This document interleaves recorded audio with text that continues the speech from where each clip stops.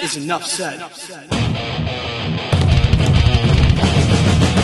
What's up, Heat Nation? Your boy Ernest here, back with another Miami Heat Talk video. Video number 2 of the day. Would really appreciate if you guys can show some love.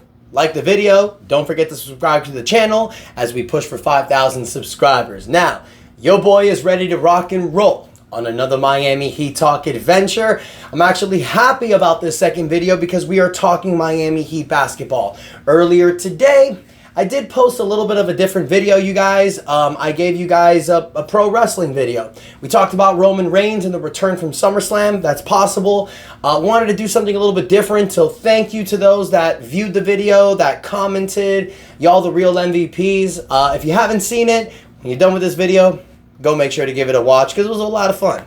Something I want to do once a week moving forward. Now, we're not talking about wrestling though. We're talking Miami Heat basketball. I'll be honest, you guys. We're heading into August. August and September are some of the slowest months for NBA basketball. Now, the only reason why it's good right now is because you still have USA basketball team. You know, Team USA is playing later today, so I'd love to see what Bam Adebayo does. But I did want to talk about this current Miami Heat team because in the month of August, I'm going to do a new profile. It's going to be called Miami Heat Player Profiles, when I give you guys an individual video on every single player on this Miami Heat team and what can they do for us and what their benefit and their value is for this team.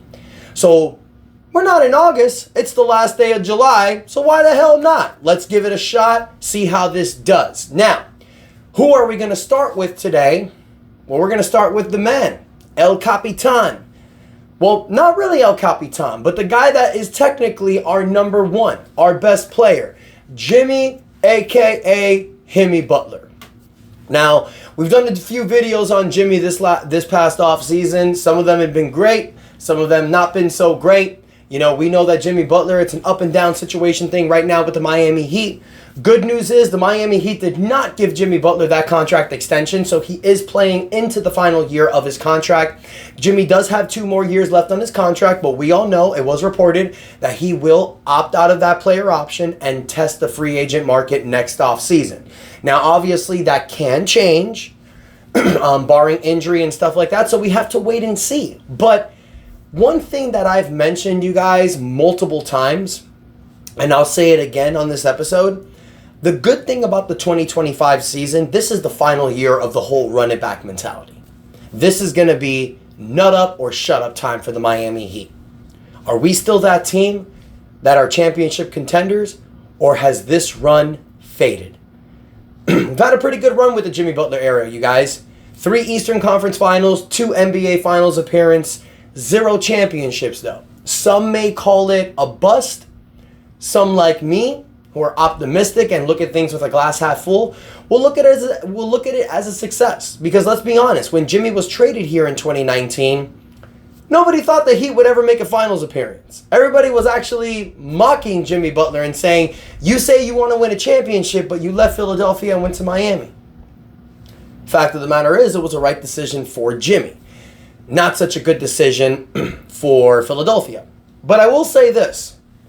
Jimmy Butler has spent 5 years with the Miami Heat. And in those 5 years, we've seen unbelievable levels of success with Jimmy Butler. We've also seen Jimmy Butler grow into one of the best two-way players, into what I feel is probably a top 3 playoff performer in the NBA. Sometimes the very best playoff performer in the NBA. We know that Jimmy Butler is one of the most established players in the game. But the problem that we've had with Jimmy Butler, especially the last 2 seasons, is a lack of playing during the regular season.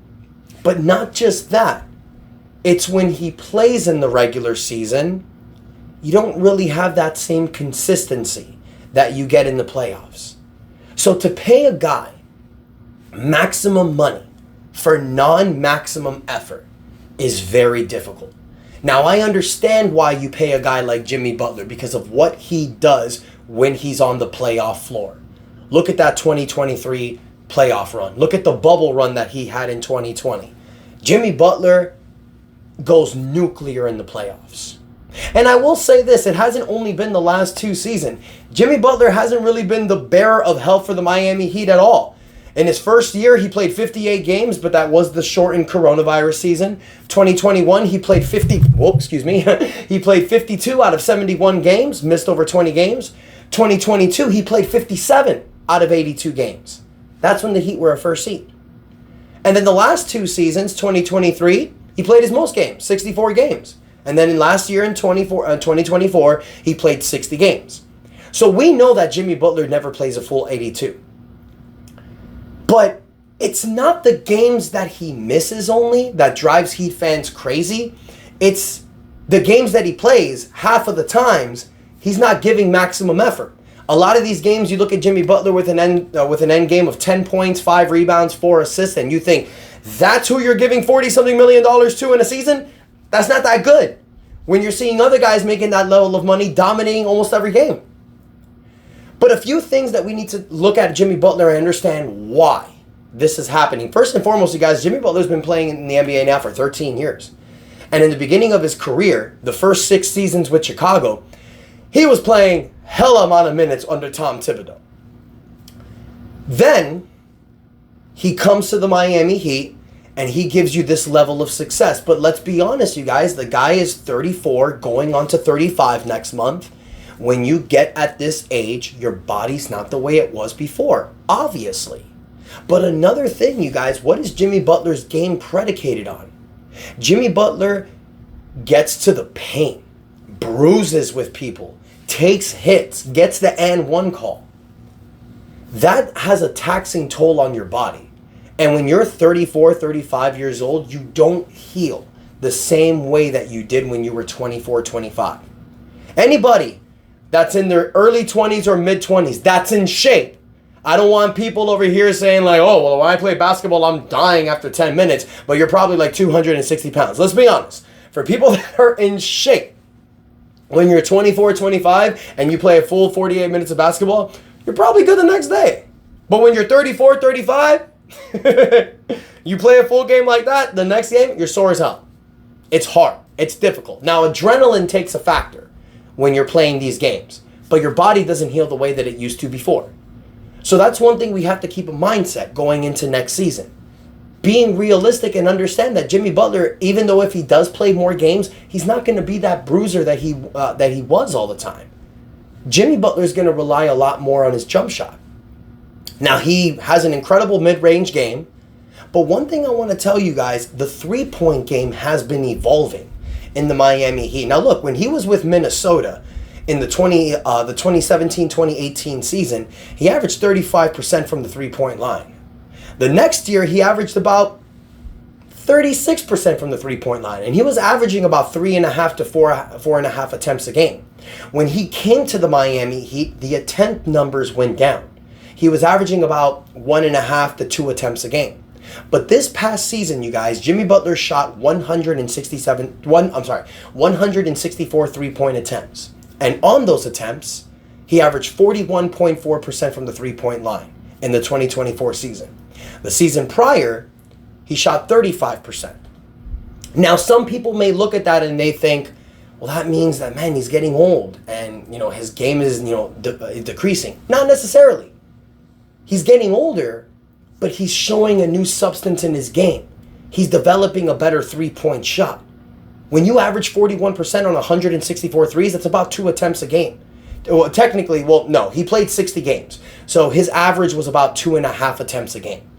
But if Jimmy Butler can average 40% on three-point shots, attempting about 3 to 4 attempts a game, that's going to open up another level of his play. You see Bam Adebayo already developing a three-point shot. If Jimmy becomes cold-blooded from the three-point line, that's adding another factor into his game. Now you have to respect his three-point shot. Now, one thing I will say, you guys, about Jimmy Butler going into the 2025 season, I think we need to get this mentality off that Jimmy's going to be our number one scorer. I've said it before and I'll say it again. The guy that I feel that should be the number one is Bam Adebayo.